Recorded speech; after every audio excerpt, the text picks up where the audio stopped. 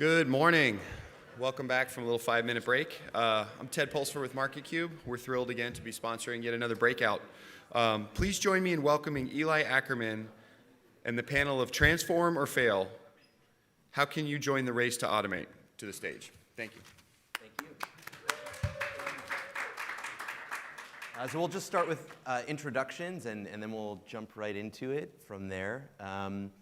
As we're going, please, think of questions. We'll hold some time at the end for questions from you all. So start thinking about those now and use the mics when we get there. My name is Eli Ackerman, for those who haven't met me yet. I'm Executive Director of Lucid's Digital Monetization Team. My name is Garrett Rubio. I'm the Vice President of Business Development and Client Engagement for P2 Sample. My name is Oscar Carlsson. I'm Chief Innovation Officer at Cint. Emil Hedeya, Director of Product Development at iGain. Jonathan Knight, co-founder of Qmee. All right, so this panel presumes that the sampling part of Sample is automated, large parts of it, large swaths of it are programmatic. This panel is really about all of the other parts of the value chain for sample companies and for researchers that are automating or need to automate for the future of our business. So Garrett, I would love to kick it off with you.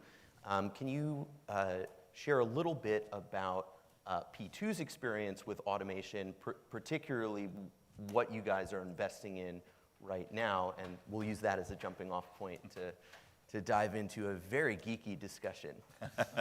Well, essentially where we are now starts with where we began. And we came not from the market research space, but predominantly from the performance marketing space, where we had hundreds, if not thousands, of offers simultaneously running through our systems, where we had to find batches of respondents, to use that term from earlier, at the right time very quickly, and in many parts of the world.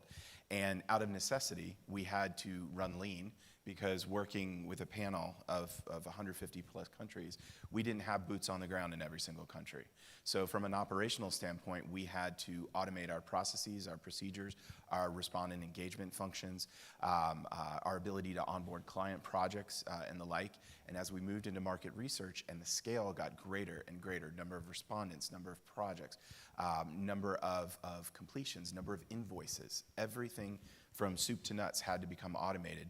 And we are now trying to, in some cases, pull our clients kicking and screaming into that world because they are falling behind, and none of us wants them to do that. Yeah. So let's actually start with one aspect of this that you mentioned, which is respondent engagement.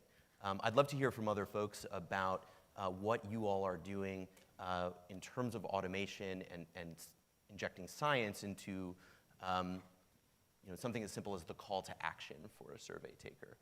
I'll leave that to anybody to jump in and Shall I start? Yeah. Please. So I think what we try and engender with our users is that they can trust that we give them decent opportunities. And that means that when you notify them, we have an app and we use push notifications pretty heavily. When you notify them that there's something that matches them and should interest them and they have a good chance of succeeding with, you build that trust over time that they respond very quickly. So, we have response times to our push notifications, within a few minutes we can get hundreds of completes on our platform.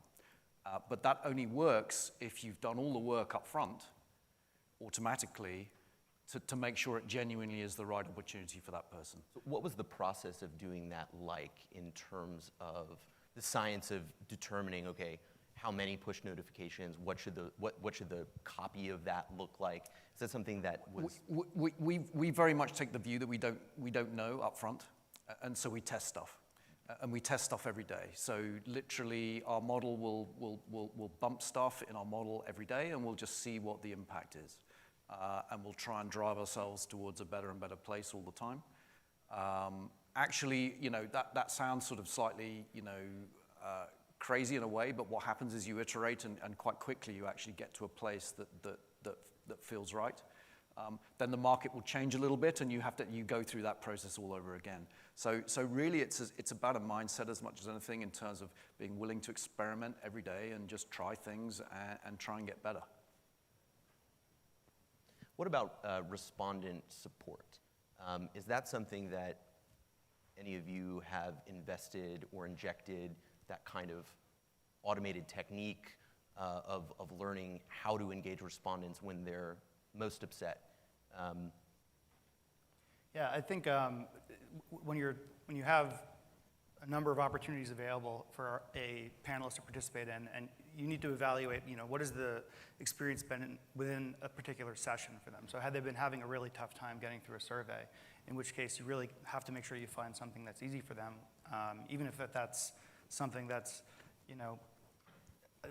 5-minute survey that's not going to make you really any money. You need to make sure that panelist gets something for their time, because ultimately the proposition is that people are willing to invest their time and their insights, and that they want to be compensated, and that they want to feel like they're contributing something. And if they're just being told no, no, no, there's only so much of that somebody can take. How human is that process still in terms of the labor resources that are dedicated to doing that part of the process? Yeah, well, there's so much data that's available in real time that you can take the business logic that you want to apply, and it's very easy to kind of customize the user experience on the fly at scale using technology. And it really all comes down to what data is available. So the more data you have, the better you can kind of craft the experience for the user. Anybody else? Yeah, it's interesting. We take a slightly different view to that, actually. So we have a very automated process of gathering information. So the first response in, and by the way, we love it when our users complain, because the other choice is they just go away. So this is a really important touch point. So we have a fairly automated process where we ask for information, which survey, what's your device, who are gathering all that data, and then actually we have hired a whole load of students from our local university. They run our support almost exclusively. They are very empathetic and sympathetic to the people on the other end of the line, because typically they reflect our users, and that they're not old guys like me. So we found that coupling the automated part with then the very soft skills of trying to bring someone down who is maybe justifiably upset is a really important. And I think a lot of this automation, you can you go a certain way, but then the human part becomes super important. So it's making that judgment call when to finish automating and when to start with the person.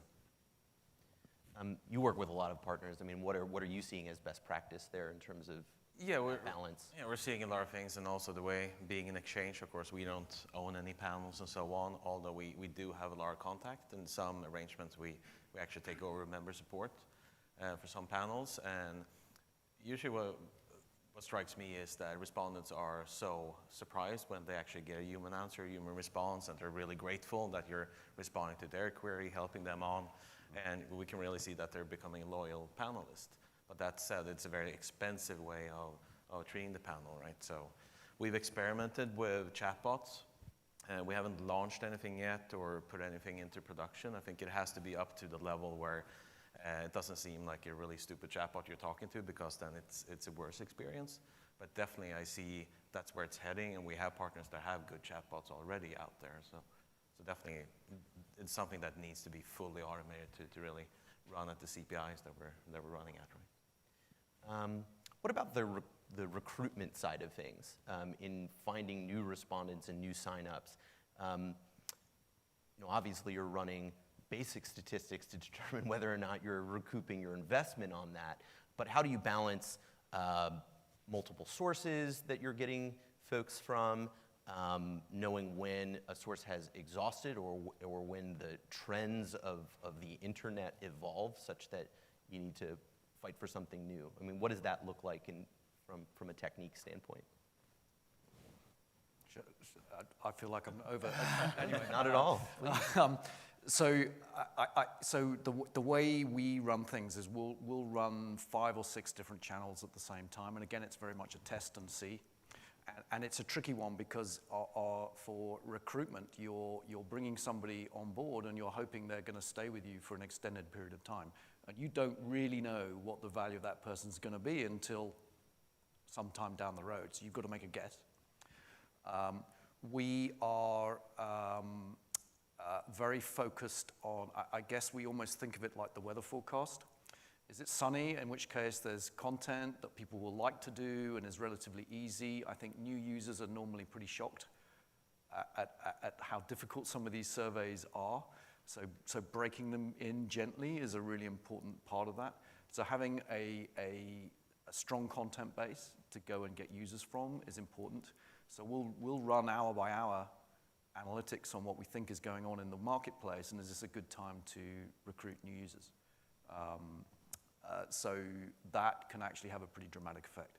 So it's important to, I think, run lots of different streams, see how they're all react. The other thing I find surprising is prices fly around all over the place.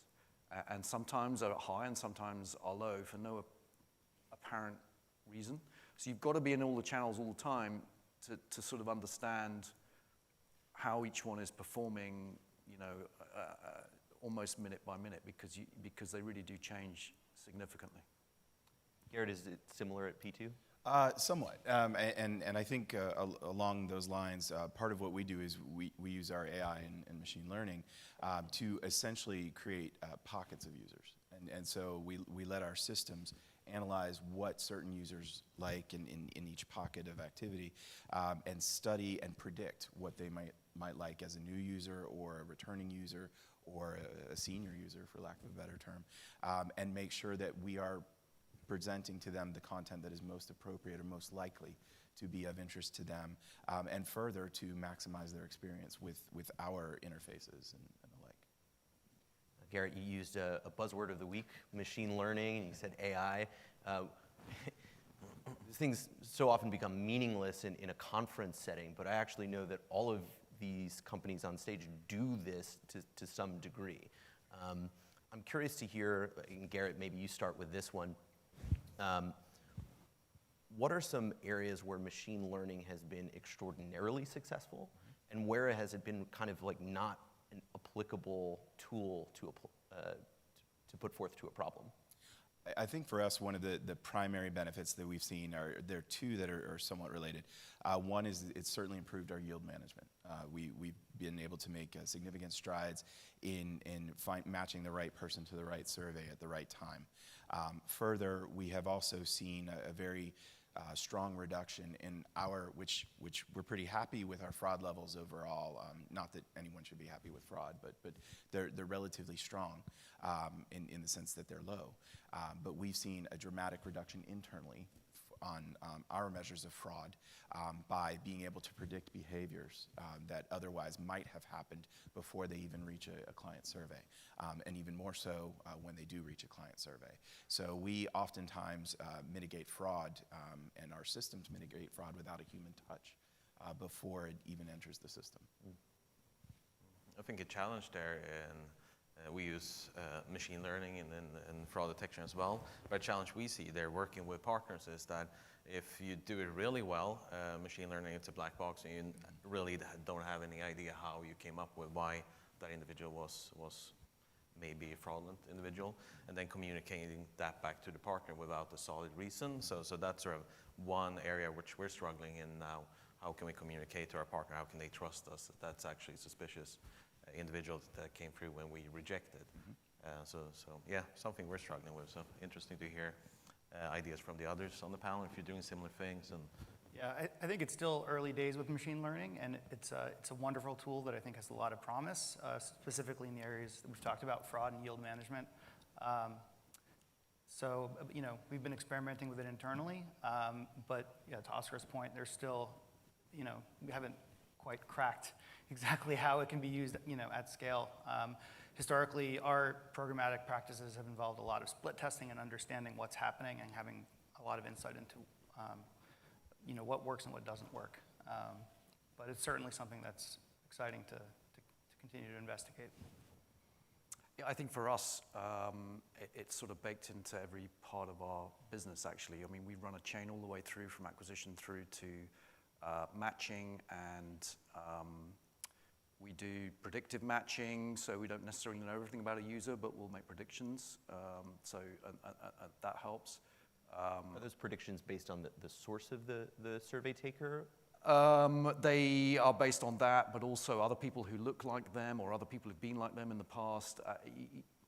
The issue with machine learning, I think, is I mean, anyone can download one of these libraries, and there's amazingly powerful things you can do. It's really asking the right question and putting the right data in front of it in the first place. So if you're doing fraud detection, for example, you need to say, these are the people we don't like, and these are the people we do like, and please now distinguish between them. So if you're not seeing the reason for the fraud, for example, in the first place, you won't put that data in front of the machine, and it won't pick it up.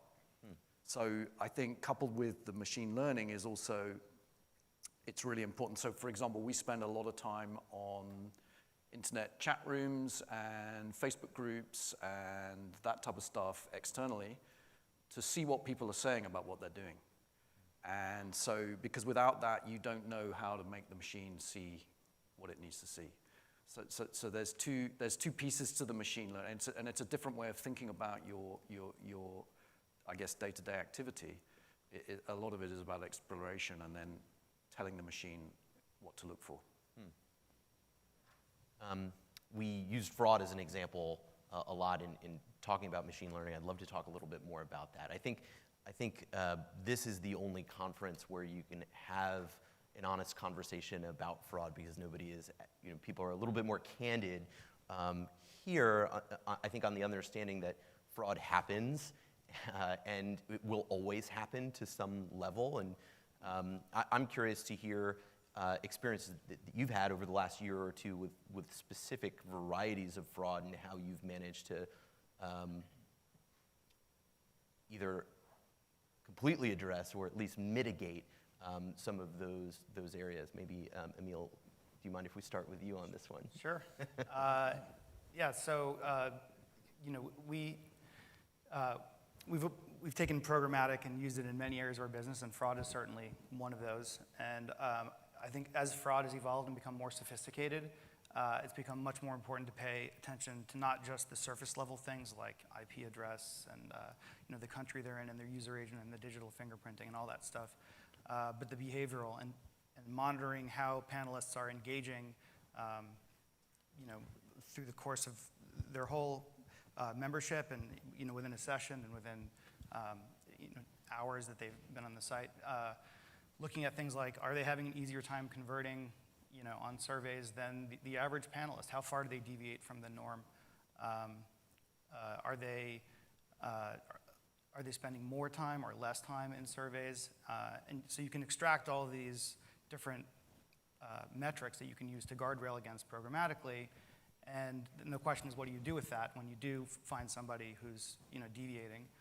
And we had a lot of success altering the user experience, so maybe limiting what they can do, limiting the incentives that we might offer them, throwing some self-service verification hurdles at them that maybe a user who seems to be participating in good faith might not be necessary to make them go through that. But it's a shifting landscape, and it's important to stay kind of with your finger on the pulse of what's happening so you can evolve. Oscar, what about what Cint's doing? I think both Cint and Lucid, we're in an interesting place, right? Because we don't see the panelists from when they register to the panel, and we don't see what's happening in the data collection on the client side. So we're in the middle, and perhaps in some cases we only have a couple of data points, and we just pass them through. So that's a very hard way to spot them, right? So we need to collaborate with suppliers, and that's something that we've done, especially during 2018. We've been a lot better at really having those discussions, honest discussions. In some cases, we need to share best practices. In some cases, suppliers are better than we are, and they share best practices. But it's a good collaboration, and what we found out is that we need to be better at getting information from our clients, reporting back reason of fraud or reconciliation, and pass that on to our suppliers as well, and have that honest discussion, what the problem was. That's something we're struggling with as well. I find end clients are persistently protective of the data that would provide the evidentiary basis for fraud or reconciliations. And there's no learned behavior on the part of researchers of sharing that so that we can close the feedback loop and make responses better. I'm curious, from Cint's perspective, sitting in the middle, I mean, just like ours, is there a variety of fraud that is persistent right now that the industry you think is struggling with or just getting its teeth around? Yeah, though, really it's a lot of, still a lot of weaknesses, because really what we've done is that we chopped up the value chain. So much easier when you control the entire value chain.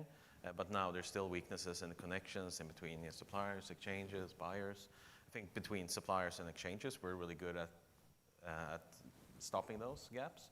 And I think that we're probably more technically sophisticated as well. And the challenge is on the buyer side.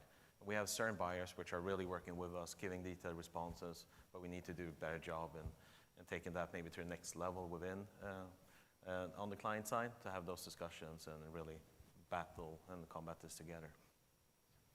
I think I would add from our side, a lot of what we do, fraud is owned by all of us. It is owned by supply sources. It is owned by the platforms themselves that are working with buyers and clients alike, or suppliers, the buyers themselves, and naturally the respondents. And part of what we do is our systems are analyzing at what point the fraud should be owned. Is it a link issue on the client side? Is it a supply acquisition source issue? Is it pervasive across the whole? Is it at the singular respondent level? Is it a particular project from a client that is causing issues in field?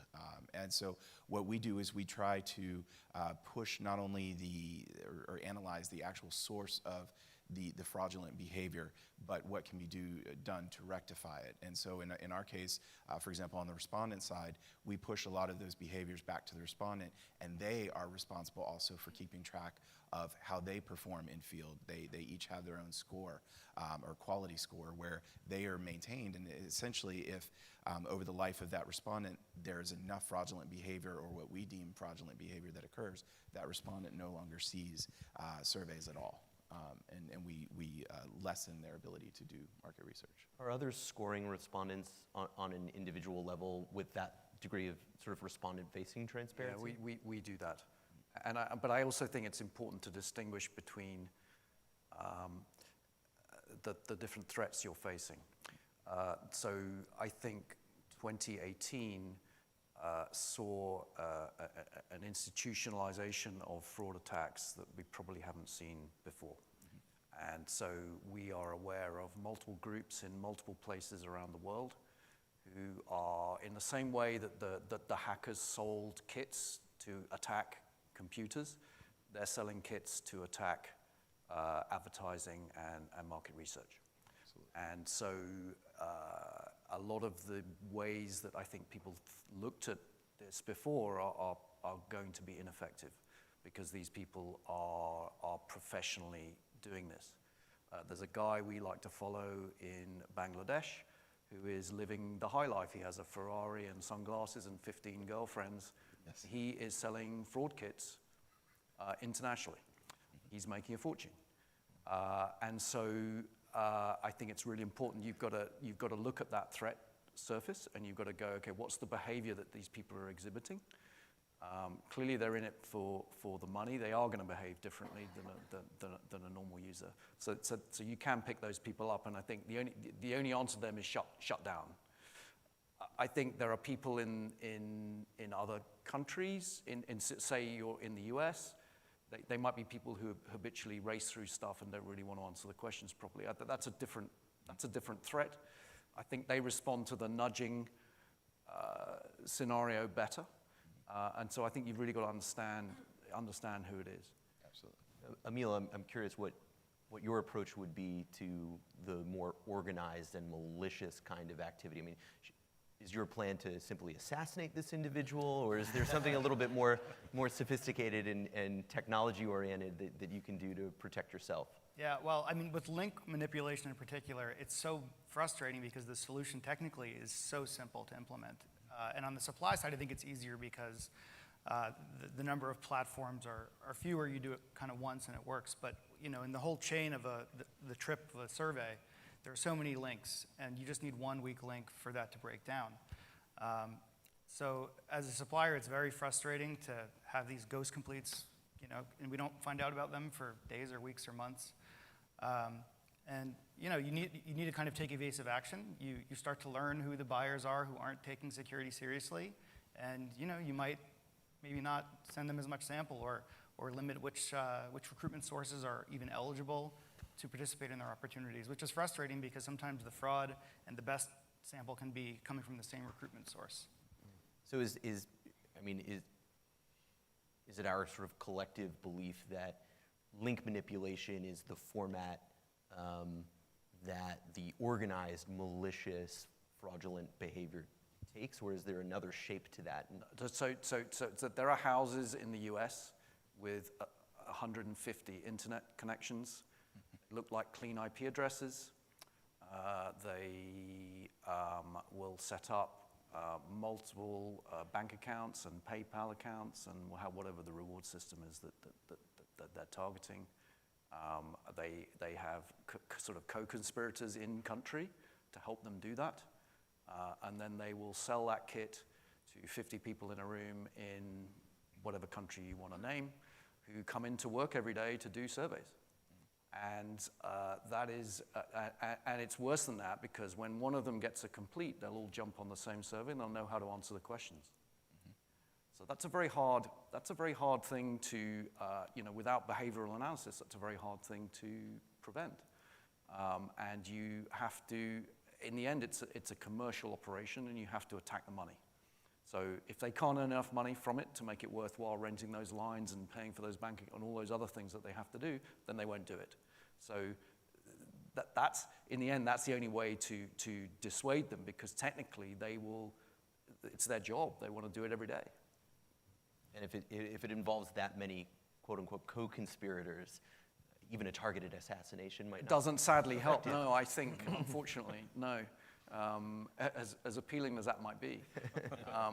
So I think that really is a different level of threat than we've probably faced before. And the problem is, once this stuff gets out into the world, it's very hard to put the genie back in the bottle. And so I think that's just the world we now live in. And as a supplier, I have to be vigilant the whole time. This is a cost to me and my business. I just have to be vigilant and attack it every single day as it pops up. I mean, there's really no other way around it. I don't want my panel contaminated with this stuff, so I have to be on the front foot, and that's why we spend an awful lot of time out in the wilds of the internet looking for this stuff, because otherwise you don't even recognize the threat when it comes in. Absolutely. I'd love to sort of flip this to the buyer side of the equation. We start with security there. Other than basic hashing of links and link manipulation prevention, are there techniques that buyers can engage in that make them less vulnerable, aside from the most obvious of link security? Anything that you've seen there in behavioral analysis that makes that better? I think really what buyers can do more and more is do more in-survey analysis and real-time feedback to their suppliers. And we're seeing that in some cases, but definitely that's an improvement area. There's coming a lot of new technology and a lot of companies out there that can help buyers in that. So definitely would help us a lot if they could spot that and send that back directly when they're doing the data collection part. One of the things that I think has been most exciting to observe from where we sit at Lucid is the beginnings of broader automation on the research side of this. Computing power has made the analysis process much faster, much more robust. Data visualization is easier to put together and even to automate. Are there things that you all are seeing on that front that is particularly exciting to you or holds promise for our industry? Oscar, you want to take Yeah, I that can, one? I can go again. Yeah, sure. So, no, definitely. I think the rise of insights technology companies and solutions and templated surveys and all these different things is very good. It's more businesses, new buyers coming to those products as well. And for us as well, it's sort of a standardized product that we can just repeat and know how to deliver to in the best way. So definitely preferable type of business, but also the area which we are seeing is growing one of the fastest areas. Yeah. And to Oscar's point, also just getting more data back from buyers would be great, about what's happening in the survey. We very rarely get more than a single, it was a terminate, like tell us more. How far through the survey did they get? What type of terminate? Why were they terminated? Was it lack of attention? Was it, answers that don't match up? All of these things can help us just improve our fraud detection on the front end. And improve those scores that we're all calculating for panelists on an individual basis. Do you think researchers are fully taking advantage of the speed and scale that sample automation and innovation has created, or not? Is there more to do there for researchers? Do researchers, by and large, grasp the strengths of the model that we've created? I would say no. There are still a lot of traditional researchers who have the notion of the email invite in their systems, and they want a particular respondent to be invited into a survey. And the way email works this day, I don't know about you guys, but it takes me about 2 weeks to get to an email, and by the time I get back to it, that survey is closed. Not that I'm taking surveys all that often these days, but the notion that you have to send a particular email to a particular user and wait for that user to click into their email and hope that this survey is still in field negates the availability of real-time data, of real-time sample, of the real-time respondent being available to take that study. So there is still this very long-term cycle to being in field when the time in field by clients is getting shorter and shorter and shorter. There's a need for that parameter change in how we engage respondents. I think there's also the way people, a lot of our stuff is done on mobile. The way people interact with their mobile is very much they want to be in control. They want to decide what they're going to do at any one time. The idea that they're going to respond to prompting is a little bit of a tough thing. You're going to get better responses if you lay out the menu and say, which one of these do you think is interesting? So I still think we're in a world where, as you say, it's more about, I want to push this out to these people and get responses in, rather than saying, let's lay out what we can offer and people will come to us to do what they're interested in. So we always get very, we put titles on the surveys, and a lot of the time we have to invent them because there is no meaningful data about what this thing is about. But if it's about beer, actually that'll encourage a lot of people to come and to look at it because it's an interesting subject. So I think there are a lot of opportunities around the timing of things. We get a spike of traffic at commute time in the morning, whether it's in whichever country we're in. We get a spike of traffic just before dinner time in the evening. We get an 11 o'clock spike. Where people are more responsive to doing something in those little gaps that they create for themselves in the day, and that isn't the same time that a lot of the stuff is put onto the system as it currently stands. What should a researcher, someone whose job it is to invent research products, to sell to brands, to glean insights about those brands, what should they be thinking about or doing to take advantage of that particular trend or that element of programmatic? I think come and spend the day with us or whoever it is. Absolutely. Because suddenly I think they would see a world that they didn't expect to see or hadn't been aware of. The speed at which people react to mobile, they'll go on, they'll look, is there something interesting, yes or no, they'll come off. It all happens incredibly quickly. What attracts people and what doesn't engage people.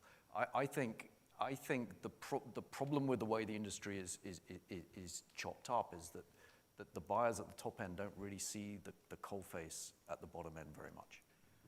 And I think really understanding that daily interaction, I think ideas would flow from that pretty quickly. So that would be, I'd love to, and anyone would like to come and spend some time with us is very welcome. I'm sure everyone else would feel the same way. I think it would be a really important, it's a really important thing, I think, for our industry to connect the top and the bottom parts of the funnel. Yeah, Oscar, I'd be curious your perspective on that same. Yeah, definitely. There's so much opportunity to create new research products with the connected environment that we're all in. We know so much about the panelists. We know a lot, and then of course you with more contact with them know a lot. And if we connect that into new research products like triggered surveys based upon events and so on, there's so much we could do there. I think the risk for the market research industry is that they can be bypassed by other companies that will create these products and go directly out to the market with these products. Yeah, I'm amazed how much green grass there still is. Yeah. Speed is a perfect example of that. Even the fastest to market public opinion research polls are still 3, 4, 5, a whole week after a given event, and really that can be measured in a matter of hours nowadays. So I'm really curious to see if that. Yeah, I mean, we ran an Uber poll. There was a day when Uber were going to be banned from London. We ran a poll every hour for 5 or 6 hours after that event, got several hundred responses through each time through our platform, and we could see real-time sentiment swinging around. Was Uber a good or a bad guy? It actually flipped around quite a bit, actually, and that's the type of thing that you can do now. I don't think that was possible 5, maybe even just 5 years ago, and I don't think that's being taken advantage of. I'd love to see buyers start paying for qualified starts. So a panelist comes to the survey. We've done our job. We've gotten you a panelist. I think if they had a little bit of skin in the game, it might help them take their survey instruments a little more seriously, to treat it more like something they want to make sure the user has no trouble getting through. Not that it needs to be one or the other. It could be a balance. A lot of people talk about paying per question, but I think there's a lot of opportunity in maybe exploring how else could we structure the survey instrument and the payment point to not be only for people who make it all the way to the end. I think further, there's something as simple as just improved quota management on the buy side, because we have a lot of clients who basically surprise us with quotas in fields or don't know what they're looking for, and they come up later. And our systems, I think pretty much everyone on the stage, our systems do that for them. If they would just expose that, it would make their projects a lot more efficient, the respondent engagement level better, and allow things to progress faster in real time. We have about 5 minutes or so left, so we do have a couple of slots for questions. We've got mics on either side, front and back, I believe. So I can't even see with the lights. But please, if anybody has a question for the panel. One question. So, a little bit off subject from some of the things you talked about earlier today, but Research World Magazine, 2 or 3 months back, their cover story was about automation, and automation is coming for your jobs. So, from your perspective, what do you say to the Luddites out there that are concerned that automation is coming for them? Maybe I'll start. Look, I think it goes back to some of the things I've talked about today. It definitely will change your job, but understanding the environment you're in to feed the right data into the machine becomes even more important, because if your machine is working wrong, you can do a million things wrong very quickly. It actually, in a way, it should relieve you of the drudgery of the day-to-day and let you think about stuff that is more important. So, on our team, we're very, very heavily automated, and pretty much everything is automated. But monitoring, understanding, looking at the data, recalibrating things, that's stuff that goes on all the time, and you can't leave that to the machinery on its own. You've got to have people who really understand the business to be able to do it. So I would encourage people to try and be a bit more positive about it. I think it's a fantastic thing in a lot of ways. And it's enabled us to reach a price point that actually should drive huge opportunity for research businesses, because we can do things quickly and at prices that make projects viable that wouldn't have been viable before. Anybody else have any thoughts on that? Downsides to this, or?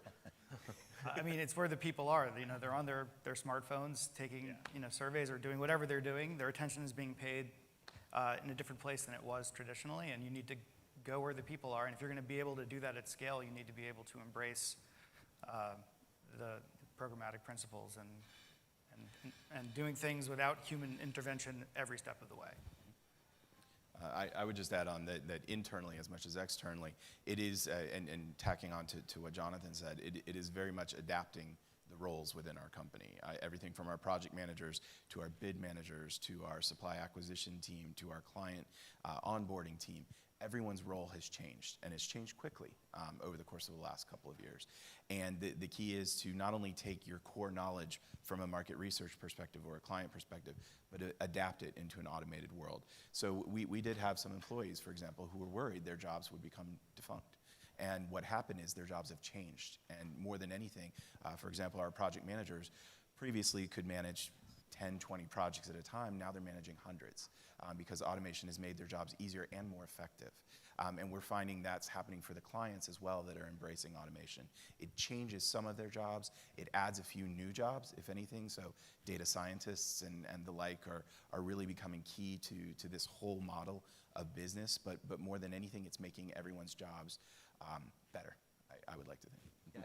I think it's led to the ability for firms to challenge their employees with more kinds of strategic thinking as opposed to just repetitive tasks and repetitive task management. I mean, everybody here is still an employer. Yeah, no, I appreciate it. I was just playing devil's advocate. I'm all for it as well. It's a great question. Efficiencies drive to, I feel like what Garrett just said, it's you can get more done in the day with less effort from that point. So thank you.